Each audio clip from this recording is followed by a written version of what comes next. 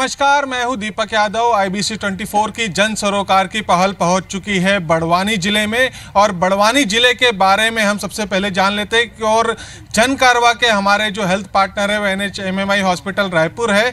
बड़वानी जिले के बारे में सबसे पहले जान लेते हैं। ये जो जिला है वो विंध्याचल और सतपुड़ा जो पर्वत श्रेणी उससे घिरा हुआ ये जिला है। यहाँ पर 2 नगर पालिका और 5 नगर परिषद है। इस जिले के क्षेत्रफल की बात करें तो 5000 वर्ग किलोमीटर से ज़्यादा का इस जिले का क्षेत्रफल है। यहाँ पर 14 लाख से ज़्यादा की जनसंख्या है। इसके अलावा 9 लाख यहाँ के मतदाता हैं। यहाँ पर 4 विधानसभा की सीट है जिसमें 2 भाजपा की और 2 पर कांग्रेस का कब्जा है। साथ ही साथ हम यहाँ के सांसद की बात करें तो वो भाजपा के कब्जे में है। और फिलहाल हम जान लेते हैं कि बड़वानी जिले के क्या प्रमुख मुद्दे हैं।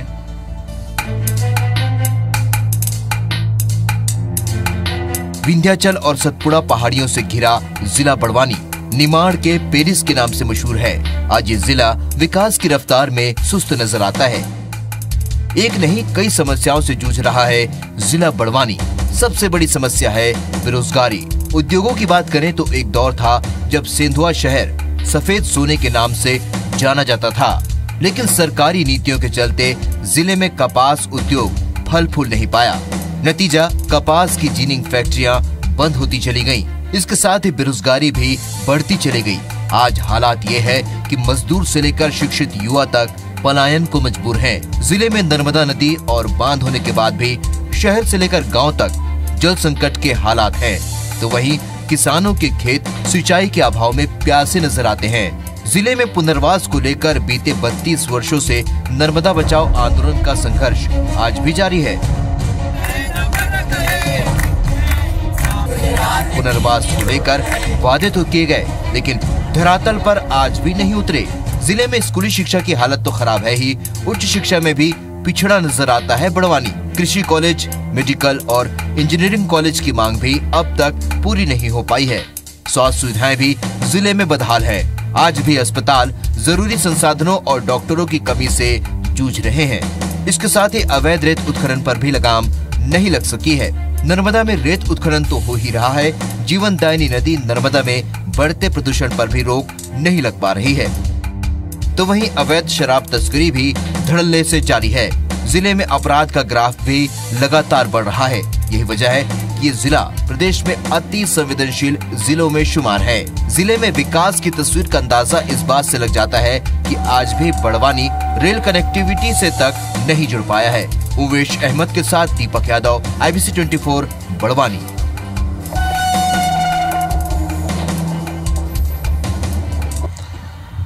हमारे इस जन कारवा में आज एक बड़ा पैनल हमारे साथ जुड़ेगा जो बड़वानी जिले के बारे में बात करेगा। हम कांग्रेस से बात कर लेते हैं तो हमारे साथ रहेंगे बाला बच्चन जो कि उप नेता प्रतिपक्ष हैं कांग्रेस के, राजेंद्र मंडलोई पूर्व नगर पालिका अध्यक्ष, मनेंद्र सिंह पटेल जिला अध्यक्ष कांग्रेस, सीमा वास्कली जी हैं जो कि जयेश आंदोलन से आती हैं, विष्णु बंडे जी हैं कांग्रेस से, राहुल यादव हैं यहाँ पर नर्मदा बचाओ आंदोलन से जुड़े हुए, लक्ष्मण सिंह चौहान नगर पालिका अध्यक्ष कांग्रेस और भुवन सिंह जादौन कांग्रेस से। इसके अलावा भाजपा की हम बात करें तो हमारे साथ एक बड़ा पैनल है, ओम सोनी जो कि पूर्व जिला अध्यक्ष हैं। इसके अलावा ओम खंडेलवाल बीजेपी के जिला अध्यक्ष, देवी सिंह पटेल बीजेपी पूर्व विधायक हैं, अशोक चौधरी जो कि सेंधवा से यहाँ पर आए हैं भाजपा नेता हैं, राम सोनाने जो कि BJYM के भाजपा युवा मोर्चा के अध्यक्ष हैं। इसके अलावा मंशाराम पंचोले जो कि किसान नेता है, किसान संघ से जुड़े हुए हैं। सबसे पहले मैं कांग्रेस के पैनल के पास ही जाता हूँ, बाला बच्चन जी से पूछता हूँ कि आप यहाँ से इस क्षेत्र से विधायक हैं, अभी भी ऐसी कौन से कमियां हैं? एक पलायन बहुत बड़ा मुद्दा है, उसको लेकर आप क्या कहेंगे?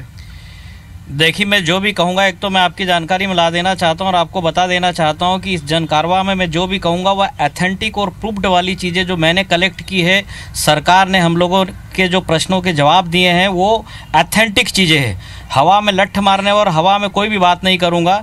तो जो समस्याएँ जिले की है, एक तो मैं आप लोगों को बताना चाहता हूँ कि नर्मदा जी हमारे एरिया से निकलती है और NVDS से संबंधित समस्याएं हैं। किसानों की फसलों का बीमा अभी तक किसानों को नहीं मिला, वो समस्याएं हैं। उसके बाद बिजली के बड़े बड़े बिल आ रहे, वो भी समस्या है। वृक्षारोपण में जम के भ्रष्टाचारी सरकार ने किया, वो भी समस्या है।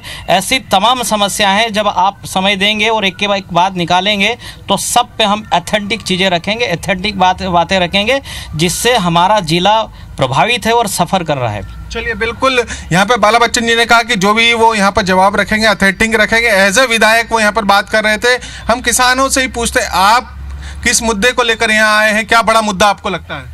सेंधवा विधानसभा से हूँ मैं, और मैं 9 साल से तालाब बना है, 9 साल से मेरा खेत दलदल बन चुका है, और जिसके कारण मैं खेती बो नहीं पा रहा हूँ, और जिसके कारण कर्ज से मैंने जो नाली खोदी थी, विभाग ने अधिकारियों से चक्कर काट के मैं थक चुका हूँ। ठीक है, मतलब यहाँ पर सिंचाई की एक बड़ी परेशानी है, किसानों को काफ़ी दिक्कतें हैं। और भी जानने की कोशिश करते हैं, युवा मौजूद हैं यहाँ पर। आप क्या कहेंगे इस जिले को लेकर? मैं ये कहना चाहता हूँ कि रोजगार और शिक्षा को लेकर जो पहल की जानी चाहिए थी, वो आज तक किसी पार्टी ने सवाल नहीं उठाए हैं। यही कहना चाहता हूँ। मतलब कोई पहल नहीं हुई, आप क्या कहेंगे? जो वर्तमान में समस्या है कि बेरोजगार युवा जो है वो शिक्षा से कहीं ना कहीं वंचित हो रहे हैं और उनको नौकरी नहीं मिल पा रही है। और अभी विगत 14 साल से कोई भी वैकेंसी ऐसी नहीं निकल रही जिसमें ज़्यादा से ज़्यादा युवा को रोजगार मिल पाए। चलिए, 2 मुद्दे निकलकर सामने आए। रोजगार का एक मुद्दा है, किसानों की एक समस्या है। अब यहाँ पर जिम्मेदारों से जवाब पूछते हैं कि ये इतनी परेशानियाँ इस जिले में क्यों निकल कर आई है साहब? जहाँ तक किसान की समस्या का सवाल है, मैं आपको बता देना चाहता हूँ कि इस देश, जब से देश आज़ाद हुआ है और कांग्रेस की सरकार रही है, और कांग्रेस की सरकार ने 84 बार अपना बजट पेश करा, लेकिन किसानों के लिए एक भी बात उन्होंने रखी। सबसे पहले अटल बिहारी वाजपेयी इस देश के प्रधानमंत्री बने और उन्होंने किसानों की बात रखी। इसके पूर्व कांग्रेस ने कभी किसानों की बात नहीं रखी। भारतीय जनता पार्टी की सरकार, मध्य प्रदेश की हो या केंद्र की हो, वो किसानों के हित की बात करती है, और किसानों के हित के लिए जितनी योजनाएं भारतीय जनता पार्टी बना रही है, कांग्रेस ने एक भी योजना नहीं बनाई है किसानों के हित के लिए। किसानों के हित के लिए कोई योजना नहीं बनाई। रोजगार एक बड़ा मुद्दा, आप युवा हैं, क्या कहेंगे? अभी केंद्र से स्टार्टअप और मुद्रा योजना में तमाम युवाओं को रोजगार मिला है, और हमारे क्षेत्र में भी जब से भारतीय जनता पार्टी की सरकार इस प्रदेश में है, तब से हमारे इस पिछड़े जिले में दूरगामी स्थलों पे हमारे उद्योग लगना चालू हैं। जैसे अभी रेलवा में एक विंड एनर्जी का काम चालू हुआ है। जुलवाने के पास एक अगल गांव फाटा है, वहाँ पे एक एमिटेक्स कंपनी सोयाबीन का केमिकल बनाती है, उसका काम चालू हुआ है। वहाँ पे हजारों हमारे युवा साथी रोजगार पा रहे हैं। चलिए, यहाँ कहा जा रहा है भाजपा की तरफ से कि स्टार्टअप और स्टैंड अप से काफी फायदा मिला है, क्या स्थिति मानते हैं आप यहाँ पर? मैंने सरकार से भी जाना था, बजट के दौरान मेरा स्पीच था, सरकार से मैंने जाना था कि पूरे मध्य प्रदेश में रोजगार कार्यालयों में 11.5 लाख बेरोजगार युवकों ने रजिस्ट्रेशन करवाया था। 11.5 लाख के अगेंस्ट इस सरकार ने 422 लोगों को रोजगार दिया है। और माननीय अभी यादव जी बोल रहे थे सोयाबीन और इस प्लांट में वहाँ कितने कर्मचारी, हजारों की बात कर रहे थे। विंड एनर्जी तो बंद होने की स्थिति में आ गई है। तो ये मैं समझता हूँ कि सत्य नहीं असत्य बात है। तो रोजगार 11.5 लाख के अगेंस्ट केवल 422 लोगों को दिए जाते, ये मेरे एथेंटिक आंकड़े, सरकार ने मुझे जवाब दिया है। ऐसे ही बड़वानी जिले में पूरे सब कोई सा भी विभाग ले लीजिए, चाहे प्याज खरीदी हो, वृक्षारोपण हो, सब में जम के भ्रष्टाचार हो रहा है। और केवल एक किसान को राजपुर विधानसभा में फसल बीमा दिया जाता है। राष्ट्रीय फसल बीमा सरकार ने बंद करके प्रधानमंत्री फसल बीमा शुरू किया है। मैं जानना चाहता हूं कि जब से प्रधानमंत्री फसल बीमा शुरू किया है, दतिया जिले को छोड़ के पूरे मध्य प्रदेश में किस तहसील के लोगों को उनकी फसलों पे जो फसलें जो मरी उसका बीमा दिया है? फसल बीमा का एक बड़ा इशू है, केंद्र का ये इशू है, लगातार आप लोगों पे आरोप लग रहे हैं। मैं पहले एक बार और सीमा वास्कले जी के पास जाऊंगा। जयेश आंदोलन किस तरीके से आगे बढ़ रहा है, क्या इसका मुख्य मुद्दा और शहर को लेकर क्या अनुदान? जयेश एक सामाजिक संगठन है और ये हमारे हक और अधिकार की बात कर रहा है, उसको लेकर ये आंदोलन चलाया जा रहा है। और इसे राजनीति से न जोड़ते हुए ये सामाजिक संगठन है। आदिवासी एरिया जो बहुल्य क्षेत्र है, मध्य प्रदेश के बहुत से बहुल्य क्षेत्र है आदिवासी क्षेत्रों में, जिससे जो अधिकार से जो है मिला है उससे वंचित है आदिवासी लोग, उन्हें वो अधिकार नहीं मिल रहा है। उसके लिए हमें आए दिन धरना रैली प्रदर्शन करना पड़ रहा है। इसके लिए इस मांगों के लिए धरना प्रदर्शन चल रहा है। बिल्कुल, यहाँ पर फसल बीमा को लेकर अभी थोड़ी देर पहले बात चल रही थी कि फसल बीमा का यहाँ पर लाभ नहीं मिला है। दूसरा, इस तरह के संगठन क्यों खड़े हो रहे हैं जिले में? अब संगठन कोई भी अगर खड़ा होता है तो उसके लिए क्या कैसे किया जा सकता है कि क्यों खड़े हो रहे हैं। संगठन जैसा कि सीमा जी ने बताया, इनका संगठन जो भी खड़ा हुआ है वो उनकी बात रख रहा है, हम अपनी बात रख रहे हैं। अब संगठन क्यों खड़ा होता है, ये कोई फसल बीमा की स्थिति को लेकर फसल बीमा की स्थिति को लेकर आपको मैं बता दूं कि अभी बड़वानी जिले के अंदर ठिकरी ब्लॉक के अंदर जहां पे माननीय विधायक महोदय उसी ब्लॉक में आते हैं, अभी पपीता और केले के फसल बीमा कई किसानों को मिला है और मुझे जहां तक जानकारी है 11 लाख रुपए किसानों के खाते में भी डले हैं। ठीक है, बताया जा रहा है कि 11 लाख रुपए आपके खाते में डले। मैं पहले थोड़ा जनता के पास जाऊंगा, उनसे और पूछने की कोशिश करूंगा। हमारे साथ कई किसान भी मौजूद हैं। क्या कहेंगे आप, किस तरह के मुद्दे हैं इस शहर को लेकर, इस जिले को लेकर? कहीं से कहीं ने बीमा योजना जो है पूरी फेल है और इनके अनुसार है।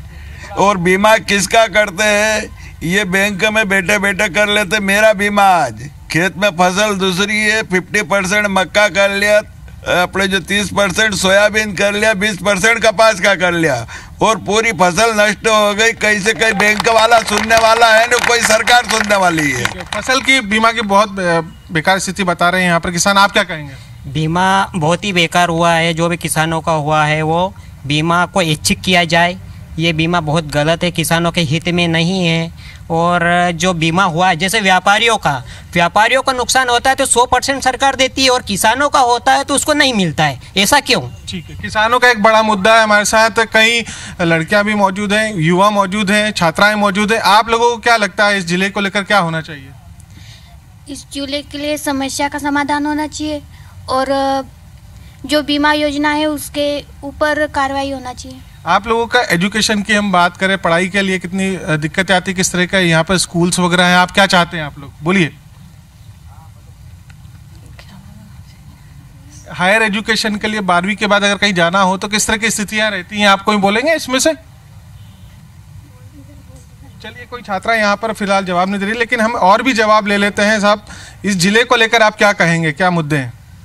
जिले में जिस गति से विकास होना चाहिए था वो नहीं हुआ है, खास करके समग्र किसानों के प्रति। और माइनॉरिटी के मामले में भी मैं एक बात कहना चाहूँगा कि 98 से 2004 तक अल्पसंख्यक एवं पिछड़ा वर्ग वित्त विकास निगम का मैं जिला सदस्य था। उस समय तक इसमें नियमित धनराशि आती थी और गरीब वर्गों को इसमें राशि दी जाती थी। 2004 से जब से मध्य प्रदेश में बीजेपी की सरकार बनी है, उक्त स्कीम सिर्फ कागजों पर सीमित है, कोई धनराशि नहीं आती है और न अल्पसंख्यकों और पिछड़ा वर्ग के हितों के लिए कोई काम किया जा रहा है। यहाँ पे अल्पसंख्यकों का एक मुद्दा निकल कर आया है, धनराशि नहीं दी जा रही। आप लोग क्या कहेंगे साहब? ये बीमा की बात कर रहे हैं, आज तक हम केले लगाते, आज तक 1 रुपया नहीं डाला और जबरदस्ती सोसाइटियों में बीमा करके हमको खाद बीज देते हैं। यह स्थिति। और सरकार के लोग जब भी कहते हैं, जब कहते हैं कि नहीं बीमा आएगा, तो बीमा कब आएगा? किसान आत्महत्या दिन दहाड़े कर रहे, क्या देख रहे? बड़वानी जिले में भिलखड़ा गांव में भी किसान ने आत्महत्या करी, तो कोई किसान का ना कोई सरकार का आदमी एक भी गया क्या? आज तारीख तक नहीं गया। और नर्मदा में आए दिन पानी कम हो रहा है, तो मोदी जी कह रहे थे कि हम 6 साल तक पानी पूरा लेंगे, तो आज तक पानी कहाँ जा रहा है? 6 साल पूरा लेंगे, उसके पानी अभी खत्म हो गया नर्मदा में। नर्मदा का बड़ा मुद्दा निकल कर आया है, फसल बीमा एक बड़ी परेशानी है, आप क्या कहेंगे? कुल मिलाकर सरकार की ये फसल बीमा योजना फ्लॉप्सो है और इसमें किसानों को छला गया है, किसानों के साथ धोखा किया गया है, किसानों को फसल बीमा के नाम पर बेवकूफ बनाया गया है, मूर्ख बनाया गया ये सरकार के द्वारा और देश की सरकार के द्वारा। चलिए, हम यहाँ पर युवा मौजूद है, आप लोग सेंचुरी मिल से हैं, क्या क्या परेशानियां है सेंचुरी मिल की? कुमार मंगलम की सेंचुरी आज में 5.5 महीने से मजदूरों का काम और वेतन दोनों बंद कर दिया गया है, जिसकी वजह से मजदूरों के बीच इतनी आर्थिक तंगी आ गई कि 2 मजदूर आत्महत्या कर लिए। और ट्रिब्यूनल औद्योगिक न्यायाधिकरण का फैसला 24 नवंबर को आया, उसको आज तक लागू नहीं करा पाए और हाईकोर्ट का फैसला भी 2 महीने से दबा कर रखा गया है। सेंचुरी मिल का एक बड़ा इशू है, यहाँ पर कई मजदूरों का काम रुका है, आप क्या कहेंगे साहब? सर, हर चीज़ हमने दिया है, हर चीज़ हम प्रॉब्लम हमको सबको सुना है, लेकिन कोई हमारा सुनने वाला नहीं है सर। आज हमारा आज बीवी बच्चे वहाँ मर रहे हैं भूखे प्यासे, गेट में 5 महीने से हम वहाँ मर रहे हैं। आप थोड़ा जाकर देखिए कानून की धज्जियाँ कुमार मंगलम द्वारा कैसे उड़ाई जा रही है, थोड़ा आके देखा जाए। ये जो बीमा कंपनियां हैं सिर्फ कंपनियों को माल कर रहे, किसानों को तो सत्यानाश कर रहे। एक 80 पैसे, 82 पैसे, 50 पैसे ऐसा किसानों का बीमा है। और ये भारतीय जनता पार्टी के लोग जिसके समय से हम भी कार्यकर्ता रहे हैं, जमीन से जुड़े हैं, कभी लोगों से बात करना पसंद नहीं करते, जिनकी आज यहाँ से लेकर दिल्ली तक सरकार है। चलिए, किसान बीमा को लेकर काफी गुस्सा है, यहाँ पर और भी लोग मौजूद है बैठे हुए हमारे भाजपा के साथी भी, कांग्रेस के साथी भी, सभी जानते ही पिछली 8 फरवरी को फैसला आया था। 31 जुलाई की जो डेडलाइन दी थी, वो समस्याएं जस की तस है बैठी हुई है। और भाजपा को शर्म आने जैसी बात है, जिन्होंने राज्यसभा में कहा है कि बैलेंस जीरो और सबका काम कर दिया है। बैठे हैं यहाँ पर हमारे आका जो साथी, जिन्होंने पिछले साल 146 करोड़ का जो ठेका लिया था, उसी को रिव्यू करके वापस 85 करोड़ का ठेका लेकर घपले पर घपले कर रहे हैं। और लोगों की समस्या है जस की तरह से। नर्मदा बचाओ आंदोलन का एक बड़ा मुद्दा है, किसानों की बहुत बातें निकलकर सामने है। किसान जो है फसल बीमा को लेकर काफी व्यथित है। मध्य प्रदेश में फसल बीमा के ऊपर जो नीति बनाई गई है वो किसानों के हित में है वो नीति। और आज तक जिस प्रकार की ये बातें हो रही है, कहीं पर भी किसान को बीमे से वंचित नहीं रखा गया है। पूरे जहां पर भी हमने किसानों के बीमे किए हैं हमारी सोसाइटी और बैंकों के माध्यम से, वहां पर उनको पूर्ण रूप से बीमे का लाभ मिला है। किसानों में इतना गुस्सा क्यों है जब फसल बीमा बट रहा है? तो फसल बीमा को ऐच्छिक कर दिया गया है, ये जानकारी मेरे ख्याल से सब किसानों को है। अब ऐच्छिक हो चुका है और चलिए पूरी बात रखने दीजिए, बात रखने दीजिए उन्हें, अपनी बात रखने दीजिए। चलिए चलिए, आप सभी से निवेदन है गुस्सा ना करें, शांति, उन्हें पूरी अपनी बात तो रखने दीजिए। ये जिम्मेदार है, इन्हें अपनी बात रखने दीजिए।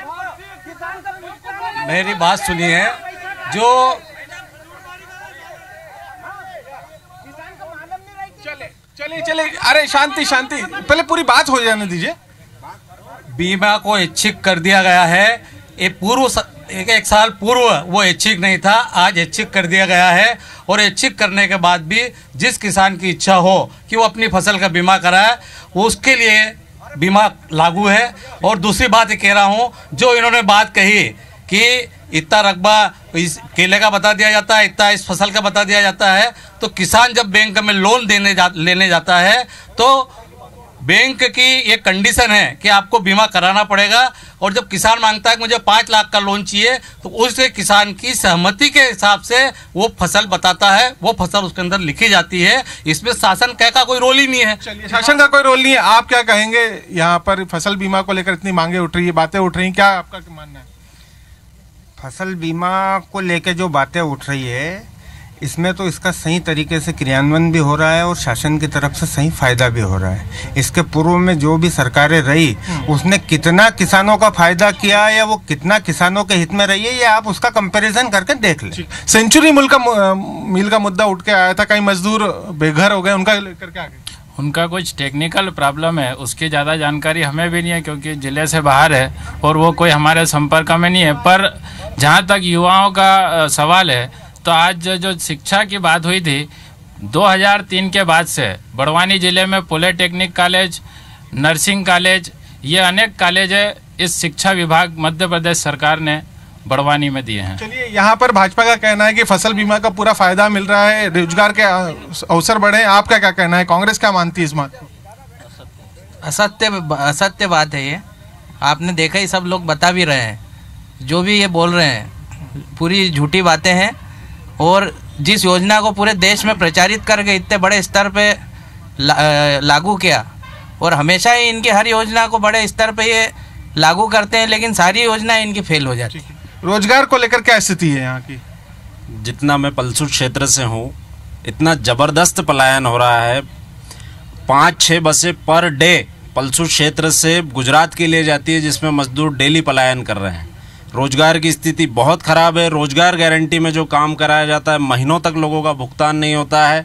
उनको कभी इधर बैंक के खाते दिखाए जाते हैं, कभी अलॉटमेंट दिखाया जाता है, कभी सर्वर की प्रॉब्लम दिखाई जाती है। उस कारण से सारे मजदूर हमारे यहाँ से गुजरात महाराष्ट्र जा रहे हैं। मतलब एक पलायन एक बड़ा मुद्दा है। हमारे साथ किसान वर्ग से भी जुड़े लोग हैं, और क्या कहेंगे, आप युवा हैं, क्या मानते हैं? फसल बीमा की जिस प्रकार से बात हो रही है, फसल बीमा की बात तो हो रही है लेकिन ऐच्छिक के आदेश नहीं है। हम चाहते हैं कि आप ऐच्छिक की बात कर रहे हो तो ऐच्छिक के आदेश दीजिए ताकि किसानों के साथ सोसाइटी वाले ठगी ना करें और फसल बीमा की जो राशि बची उससे तो कुछ कृषि का अन्य कार्य हो सके। चलिए, यहाँ पर भ्रष्टाचार की शिकायतें। एक और सवाल था कि नर्मदा बचाओ आंदोलन से यहाँ पे जुड़े हुए हैं, एक मुद्दा जो हमेशा निकलकर सामने आया है, सरदार सरोवर बांध को लेकर आपके कार्यकाल में सहमति बनी थी, लेकिन आज की स्थिति इसमें क्या दोनों ही पार्टियां दोषी हैं? देखिए, एक तो मैं बताना चाहता हूँ, ये जो बैठे हैं विपक्ष, जो सत्ता वाले लोग जो बैठे हैं, इनसे मैं जानना चाहता हूँ, कहीं पर भी पुनर्वास नीति में इस बात का उल्लेख नहीं था कि टीन शेड बनाए जाएंगे। करोड़ों रुपए टीन शेड में इनने लगाए हैं, करोड़ों रुपए, और यही है लगाने वाले। और क्या वो यूज हो रहे हैं? एक भी परिवार, एक भी फैमिली उसमें नहीं रह रही है। क्यों इनने करोड़ों रुपए फिजूल में बर्बाद कर दिए? बनाने वाले यही चीज है। अभी लिटरेसी रेट की बात कर रहे थे यादव जी, जो जुलवानिया से आते हैं, कि हमारी सरकार में लिटरेसी रेट बढ़ा है। मालूम है कितना है लिटरेसी रेट? बड़वानी जिले का महिलाओं का लिटरेसी रेट है 39%, लड़कों का है 42 से 45%। लिटरेसी रेट जिस तेजी से जो हम लोगों की रिजीम में जो बढ़ रहा था वो और घटा है। और जहां तक मैं आपको बताना चाहता हूं वृक्षारोपण की बात, 40,000 पौधे अभी पार्टी के जो रेंजर विभाग के जो फॉरेस्ट डिपार्टमेंट के जो लोग हैं उन्होंने 40,000 पौधे तो फेंके हैं। उसके बाद 4 वन मंडलों ने अलग अलग रेट में पौधे लगाए हैं, कहीं 35 रुपए, कहीं 41 रुपए, कहीं 54 रुपए, कहीं 56 रुपए। अभी सत्र में मेरा जवाब दिया है और 404 करोड़ रुपए के इन्होंने पौधे लगाना बताए हैं। 2 जुलाई को 6 करोड़ पौधे लगाना बताया है। हरियाली महोत्सव के अंतर्गत वर्ष 14, 15, 16 में 10 करोड़ पौधे लगाना बताया गया है। 15 करोड़ पौधे है कहां? और इतनी लागत के 404 करोड़ के पौधे, सब भ्रष्टाचार किया है। इन सब सवालों के हम जवाब लेंगे।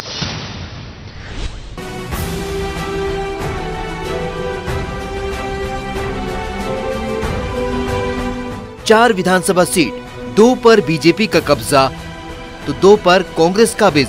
ऐसा सियासी नक्शा है जिला बड़वानी का। सेंधवा से अंतर सिंह आर्य बीजेपी विधायक हैं, जो कि प्रदेश सरकार में पशुपालन मंत्री हैं।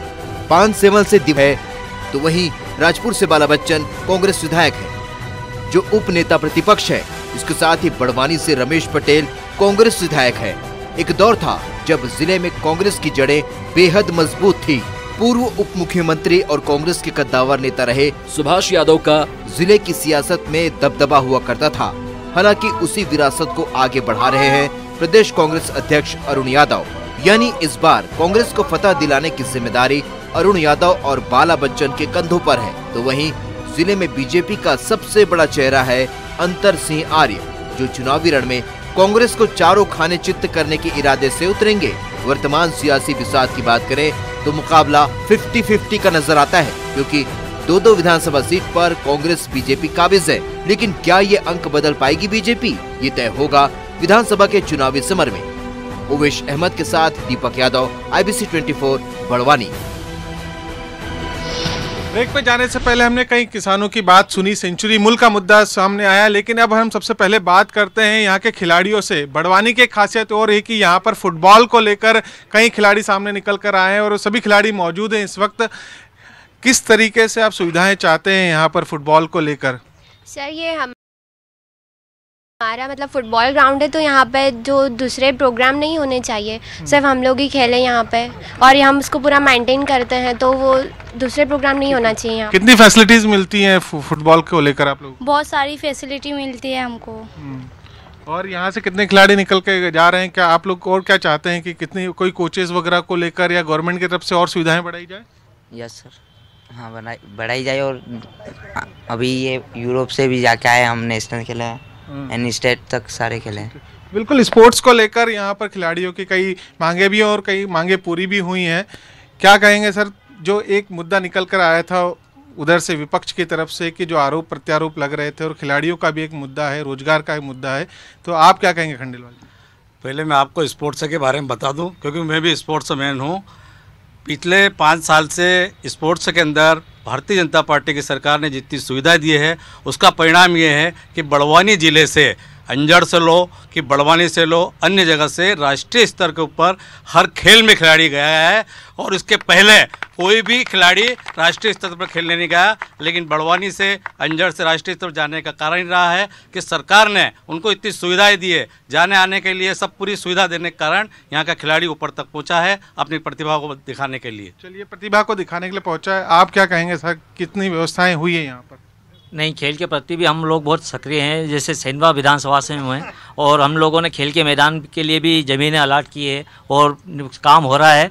और निश्चित ही प्रतिभाएं जो ग्रामीणों में छिपी है, हम उसको निकालने के लिए हम भारतीय जनता पार्टी की तरफ से प्रतिभा उभारने के लिए कई प्रतियोगिता भी हम आयोजित करते हैं और उसमें हमें सफलता भी मिल रही है। नगर पालिका अध्यक्ष यहाँ पे कांग्रेस से हैं, शहर के सफाई व्यवस्थाएँ कैसी है? मैं सेंधवा नगर पालिका में आता हूँ और वहाँ पे पर्याप्त हम साधन कर रहे हैं और हमने एक योजना बनाई जिसमें 1 करोड़ रुपए का प्रावधान रखकर हमने आधुनिक मशीनें भी बुलवा रहे हैं। बसपा से आप हैं, क्या कहेंगे? सेंधवा नगर पालिका के संदर्भ में पूछना, पूरे जिले की बात करें हम, क्या समस्या है?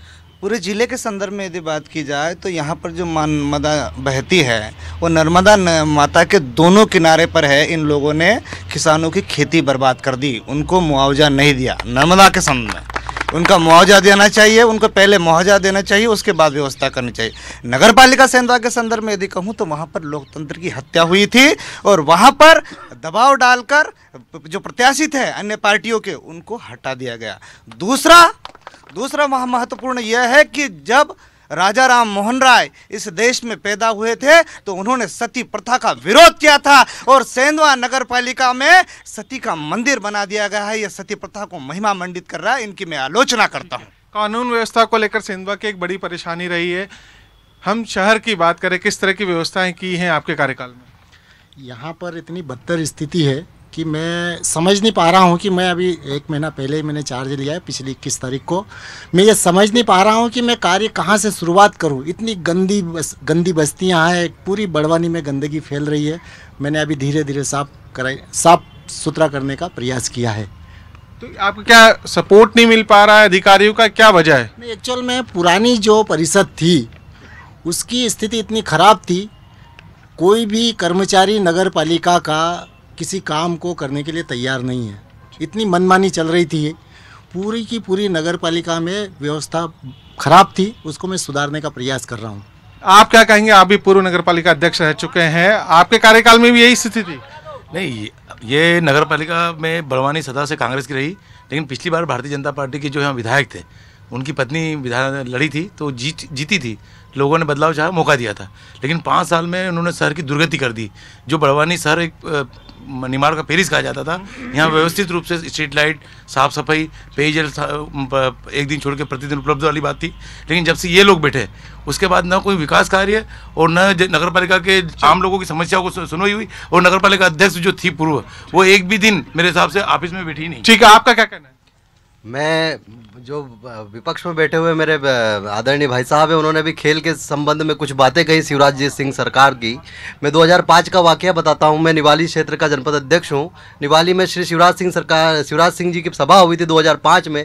उन्होंने वहां खेल परिसर है बालिकाओं का, उसमें उसको जो है खेल परिसर को वहाँ पर ग्राउंड बनाने का और उसको व्यवस्थित करने का वादा करके गए थे। और आज 2005 से आज 18 आ गया, आप सोच लीजिए कितना समय हो गया। आज तक वो ग्राउंड एज इट इज़ पड़ा हुआ है जैसा पहले था। और एक और इस संबंध में एक और स्वास्थ्य के क्षेत्र में मैं एक बात कहना चाहता हूं आपसे कि आदरणीय बाला बच्चन जी हमारे नेता कांग्रेस के बैठे हुए हैं। इनके जब ये कैबिनेट मंत्री थे तो निवाली ब्लॉक में 42 पंचायतें आती है। इन्होंने यहाँ पे जो है स्वास्थ्य के लिए एक बड़े स्वास्थ्य के लिए सामुदायिक स्वास्थ्य भवन का निर्माण करवाया था। सिर्फ वहाँ पे 2 डॉक्टर है आज की तारीख में। उसके बाद आज तक कोई भवन नहीं बना और कोई अन्य डॉक्टरों की व्यवस्था नहीं हुई है। 80,000 से ऊपर मेरे ब्लॉक में लोग निवास करते हैं। 2 डॉक्टरों के भरोसे 80,000 लोग। स्वास्थ्य सुविधाओं की एक कमी निकलकर सामने आई है। सीमा जी, आप ही बताइए कि ये जो पक्ष विपक्ष के आरोप प्रत्यारोप लग रहे हैं, आप क्या मानती हैं? अब देखो तो पार्टी जिसके जो मन में आ रही है वो बना रही नीतियाँ, कांग्रेस हो या बीजेपी हो, नुकसान आम लोगों का हो रहा है, आम लोगों का हो रहा है। तो हम जनता को भी ऐसा खड़ा करना पड़ेगा एक मुद्दा कि जो हमको भी आगे आना पड़ेगा और दोनों बीजेपी कांग्रेस दोनों को एक सबक सिखाने का हमको अच्छा, तीसरे विकल्प की बात आप यहाँ पर कर रहे हैं, आप क्या कहेंगे? युवा हैं और इतने सारे आरोप प्रत्यारोप लग रहे हैं, क्या स्थिति मानते हैं शहर की? मैं अभी ये हमारे भाई साहब बीजेपी कांग्रेस के दोनों भाई साहब बात कर रहे थे, वो दोनों पार्टी पक्ष विपक्ष की बात हो रही थी। मेरा ये था कि जो इस मध्य प्रदेश को आज यहाँ तक लाए हैं तो वहाँ पर वो मध्य प्रदेश को लाने वाले जो कर्मचारी है उनकी हालत क्या हो गई, क्या किसी इस सरकार ने कभी उसका जायजा लिया है? आज 2.5 लाख संविदा कर्मचारी सड़क पर उतरे हुए हैं। मामा की सरकार इतनी संवेदनशील होकर भी संविदा कर्मचारी आज सड़क पर उतरे हैं। मध्य प्रदेश को कहां से कहां लाने के बाद भी आज हम सड़क पर उतरे हैं, उसका क्या कारण है? मेरा इनसे ये सवाल है, हमारे भाई साहब ये बताए कि संविदा कर्मचारियों के लिए अभी फिलहाल में ये क्या कर रहे हैं? इनसे ये बात ले जाए कि उनके लिए जो मध्य प्रदेश को यहाँ तक लाने वाले लोगों के लिए क्या क्या कर रहे हैं। चलिए, संविदा कर्मियों का एक मुद्दा निकल कर सामने आया साहब, स्पोर्ट्स को लेकर कहा है, स्वास्थ्य की सुविधाएं कम है, क्या कहेंगे आप? मैं सर्वप्रथम हमारा नगर पालिका अध्यक्ष महोदय की बात का जवाब दे दूं। जैसा पूर्व नगर पालिका अध्यक्ष ने बताया कि यह शुरू से कांग्रेस की नगर पालिका रही है, वो 5 साल के लिए भारतीय जनता पार्टी की नगर पालिका यहाँ बनी थी और 5 साल में विकास कार्य नहीं हुए, ये आरोप लगाया है। मैं इनसे पूछना चाहता हूँ कि 50 साल में एक पुलिया को ये चौड़ी नहीं कर पाए थे। पूरा कारंजे से लेके वहाँ तक जो 4 लेन बना है, वैष्णो देवी वाला जो रोड बना है 5 करोड़ का, तो 50 साल में जो ये काम नहीं कर पाए थे बड़वानी में, वो 5 साल में भारतीय जनता पार्टी की परिषद ने किया है। इस बात का भी इनको ध्यान रखना पड़ेगा। दूसरी बात, जहाँ तक संविदा कर्मियों की बात है, तो ये संविदा मस्टर ये सब 2003 के पहले से कांग्रेस की नीतियों के अंतर्गत युवाओं को भटका करके इस प्रकार शासकीय सेवाओं में लिया गया था। उस समय बंधुआ मजदूर के रूप में जो मजदूर को मजदूरी मिलती है उससे भी कम पैसा दिया जाता था इनको।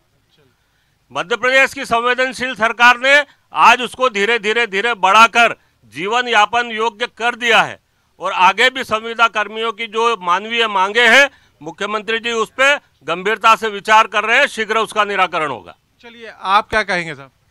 सर, मैं ये कहना चाहूँगा कि जब मध्य प्रदेश में कांग्रेस की सरकार थी, दिग्विजय सिंह सरकार थी, मध्य प्रदेश में बिजली, सड़क और पानी की स्थिति बहुत खराब थी। खुद बड़वानी जिले में बिजली में उस समय विद्यार्थी था, बिजली ही नहीं आती थी, बिल्कुल बिजली नहीं आती थी। आज ये स्थिति है कि बड़वानी नगर में, बड़वानी के गांव में बिजली आने लगी है। आप क्या कहेंगे? मेरा ये कहना है भाई साहब, ये जो कांग्रेसी मित्र इतना चिल्ला रहे हैं, इन्होंने दिग्विजय सिंह के शासनकाल में मध्य प्रदेश को किस स्थिति में छोड़ा था कि चिमनियां जलानी पड़ती थी, लोक परिवहन पूरी तरह से नष्ट कर दिया था, और आज ये आरोप लगा रहे हैं यहाँ पे। आज अगर 93 की स्थिति उस समय के युवा दौर का मैं हूँ और आज लगभग 42 में जी रहा हूँ। मैं 10वीं और 12वीं में किस तरह से हम लोग पढ़ते थे तब की स्थिति में और आज आपकी स्थिति में। सर, इंदौर जाने में 5-5, 6-6 घंटे लगते थे। इंदौर जाने में कोई व्यक्ति 12 घंटे लगते थे। कोई व्यक्ति अगर बीमार हो जाता था तो मर जाता था, लेकिन इंदौर नहीं पहुंच पाता था। आज मध्य प्रदेश की सरकार ने खलघाट का 4 लेन बना के और मध्य प्रदेश में जो स्थिति सुधारी है, आज हमारे यहाँ का कोई व्यक्ति बीमार पड़ता है। सड़क अच्छी बनी है, आप ये मानते हैं? ठीक है, मैं अब आपके पास आता हूँ। यहाँ पर दोनों पार्टियों का पलड़ा बराबर है। जिस तरह के आरोप लगे हैं, आपकी परिषद के आपके कार्यकाल में कोई काम नहीं हुआ यहाँ पर? नहीं, मैं तो अभी बना हूँ 2 महीने पहले ही। अब मैं ये पूछना चाहता हूँ कि अगर बिजली का ज़्यादा उत्पादन हो रहा है तो फिर किसानों को बिजली 8 घंटे क्यों दी जा रही है? 8 घंटे बिजली मिल रही है। दूसरा मैं हम भारतीय जनता पार्टी के नेता पूछना चाहता हूं कि अगर इनकी 5 साल परिषद रही तो इन्होंने मुख्यमंत्री जल संवर्धन योजना 25 करोड़ की चालू करी, तो पर डे पानी क्यों नहीं मिल रहा नगर पालिका को, ये बताए। ठीक है, पानी नहीं मिल रहा, आप क्या कहेंगे साहब? मेरा ये कहना है कि हमारे बीजेपी वाले साथी ये बताए कि बिजली आपने उत्पादन कौन सा बांध बनाया और आपको बिजली कहाँ से आपने दे रहे हैं, ये इसका प्रश्न का जवाब चाहिए बस। चलिए, बिजली का यहाँ पर मुद्दा आया है। बाला बच्चन जी, आप क्या कहेंगे? ये पूरा जो इस तरह की स्थिति बन रही है कि बिजली की स्थिति सुधरी है, क्या वाकई में सुधरी है? पहले तो मैं आपको बताना चाहता हूँ, जो टॉपिक आपने जो लिए, जो इश्यूज जो लिए हैं, हेल्थ सर्विसेज पूरे देश में मध्य प्रदेश की 15वें नंबर पे है। हेल्थ से संबंधित अभी जो चर्चा चल रही थी। दूसरी बात मैं आपको बताना चाहता हूं कि 2 लाख अनुसूचित जाति जनजाति और ओबीसी वर्ग के पद खाली है सरकारी नौकरियों में भरने के लिए। 11.5 लाख बेरोजगारों के आवेदन आए, मात्र 422 को सर्विस दे रहे हैं। भावांतर योजना में निमाड़ में जो कपास का उत्पादन सबसे ज्यादा मात्रा में होता है, कपास को क्यों इन्होंने छोड़ा है वो मैं जानना चाहता हूं। 212 करोड़ रुपए भावांतर के अभी भी देना बाकी है। ये मेरे प्रश्नों के उत्तर में सरकार ने भावांतर का मुद्दा, आप वरिष्ठ हैं, क्या कहेंगे आप? भावांतर में वास्तविक में जो है कपास आय से घाटे का हो चुका है। कपास को कोई भी, कपास की फसल को किसी भी सरकार ने कोई भी एम नहीं दिया है। किसान जो है आत्महत्या कर रहा है कपास की फसल में। दूसरी बात है, मैं बीमा के लिए बता देता हूँ, बीमा अभी महोदय ने कहा था ऐच्छिक है, लेकिन पंचायत से लगाकर प्रधानमंत्री तक के किसी भी प्रतिनिधि ने किसानों को आकर नहीं कहा ऐच्छिक है। दूसरी बात, जब बीमा कटता है तो किसान को मालूम नहीं रहती, कोई फार्म नहीं भराया जाता है, रसीद उसको नहीं दी जाती है। तीसरी बात यह है, बीमे में हमने फसल, जब किसान फसल बोने जाता है तो किसी ने उसको कह दिया इस बार मक्का नहीं पकेगा, सोयाबीन पकेगा, तो उसकी नीयत बदल के किसानों को जानकारी नहीं मिल पा रही, आपका कहना है? भावांतर योजना में जो घोटाले हो रहे हैं वो किसानों के हित में नहीं है। मेरे एक बात सुनो, जो मक्का, अरे रुको जरा, ए भैया, राजनीति मत करो, राजनीति मत करो। देखो, दोनों पार्टी वालों ने, एक मिनट भाई साहब, दोनों पार्टी वालों ने किसानों के ऊपर राजनीति की है और वो किसानों का शोषण कर रहे हैं। किसान लूटे जा रहा है भावांतर योजना में, किसानों का शोषण हो रहा है। दोनों पार्टियों पर आरोप लगा कर आ रहा है निकलकर सामने, क्या कहेंगे? जिस तरीके से बताया जा रहा है कि किसानों को कोई सुविधा नहीं दी जा रही है। किसानों का शोषण कांग्रेस गवर्नमेंट कर रही थी। सोसाइटी का 18% ब्याज था और हमारी सरकार 0% पे दे रही है। अब शोषण कौन कर रहा है ये बताओ।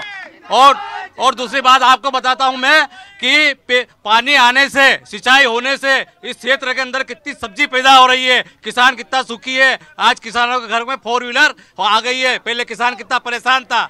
सेंधा के कपास किसानों की हालत क्या है? भाई साहब, कपास किसानों को पूर्ण रूप से उनको मुआवजा मिल रहा है और कहीं से भी किसी भी प्रकार का, कहीं पर भी भाव में किसी प्रकार का कोई फर्क नहीं है, पूर्ण रूप से पूरा भाव मिल रहा है। और मैं माननीय विधायक महोदय बाला बच्चन जी से एक सवाल करना चाहता हूं कि आज से पूर्व में जब कांग्रेस की शासनकाल थी, ये स्वास्थ्य मंत्री थे, बड़वानी जिले की इतनी जर्जर हालत थी स्वास्थ्य के मामले में, आज तक इन्होंने किसी प्रकार का स्वास्थ्य के मामले में कोई निर्णय लिया था क्या? बड़वानी में कई लोग ऐसे बेचारे गरीब मरे जिनके लिए इन्होंने इलाज के लिए कोई व्यवस्था करी क्या? आज हमारी भारतीय जनता पार्टी की सरकार जो है 2 लाख रुपए 3 लाख रुपए लेके और इलाज कराने के लिए गरीब से गरीब लोगों को भेज रही है। मैं माननीय मंत्री जी से इनसे पूछना चाहता हूँ, बाला बच्चन जी से, कि इन्होंने दिए क्या कभी किसी को? चलिए, स्वास्थ्य का मुद्दा, लेकिन पीछे से कई सवाल निकलकर सामने आ रहे हैं, कई लोग हैं, उनसे पूछ लेते हैं सीधे। जल्दी आप अपने सवालों को पूछिएगा और तुरंत जवाब दीजिएगा।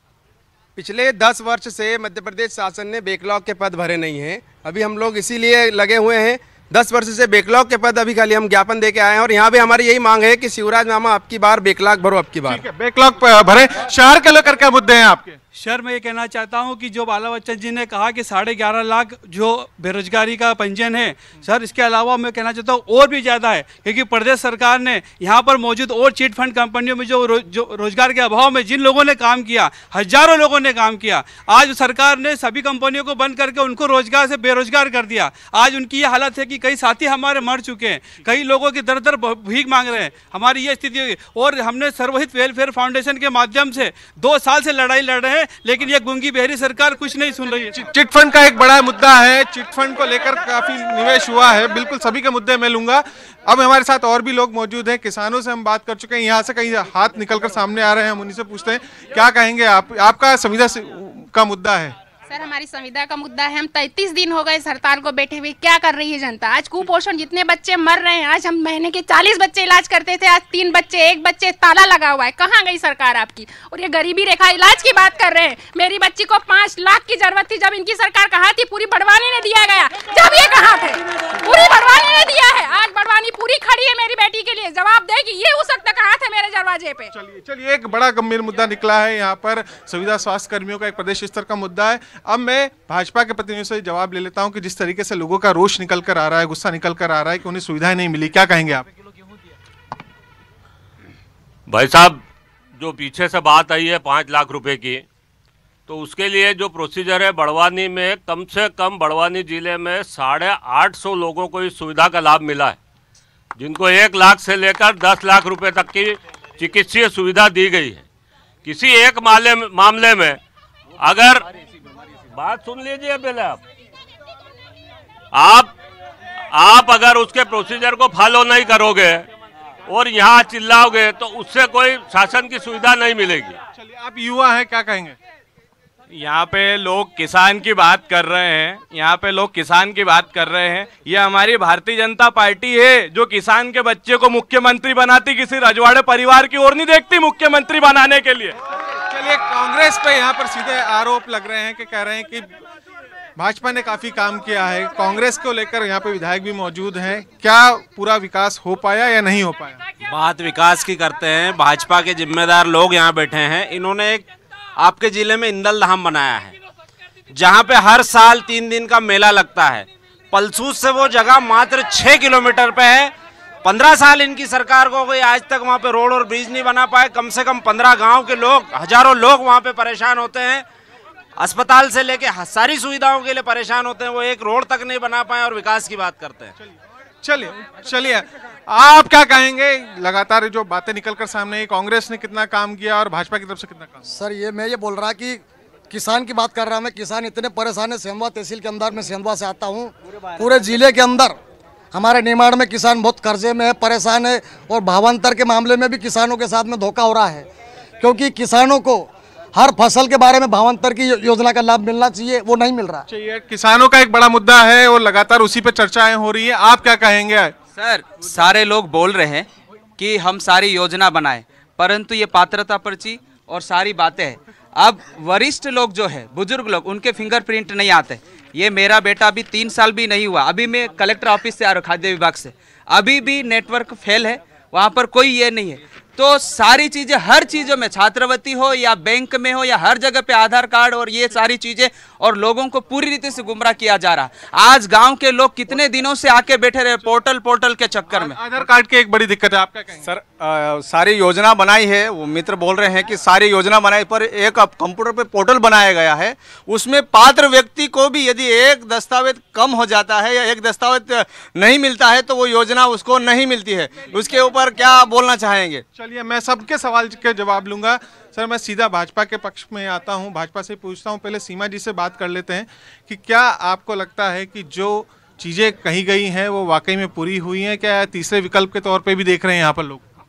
अभी दोनों पार्टियों की तरफ से निकल रहा है कि एक दूसरे से दोषारोपण चल रहा है, लेकिन अभी तक जनता को कोई फ़ायदा नहीं मिला।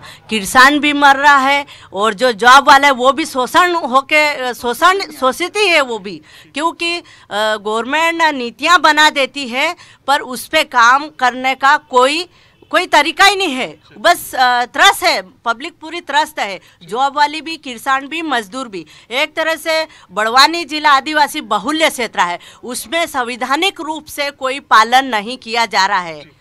तो इस कहने का कोई संवैधानिक पालन नहीं हो रहा है। एक नर्मदा बचाओ आंदोलन का आपका सवाल दोनों पार्टियों से होना चाहिए, क्योंकि किस तरह की स्थिति है? सही है, दोनों। हम तो पिछले 32 सालों से हम लोग लड़ाई लड़ रहे हैं, कांग्रेस के शासनकाल में भी और भाजपा के शासनकाल में। हाँ, कांग्रेस जो समय में संवाद कम से कम होता था और बहुत ज़्यादा समस्याओं का समाधान नहीं, पर हाँ कुछ न कुछ क्या है।